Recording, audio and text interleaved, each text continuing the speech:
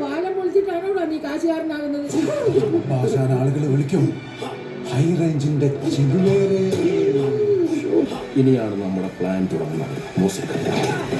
Violence വേണ്ടെന്ന് 100 തവണ ഞാൻ പറഞ്ഞു. ജീവൻ മാറുന്ന പോരാട്ടം. ഏത് ഈ വയ്യാത്ത നടുവ് വെച്ചണ്ട. തനിക്ക് പോരാടാനുള്ള സമയം സമാഗതമാകും. എന്നാണോ വരുന്നത്? ഒട്ടി നിൽക്കാതെ രണ്ടടി മാറി നിന്ന് കൗണ്ടറും കേൾക്കണം.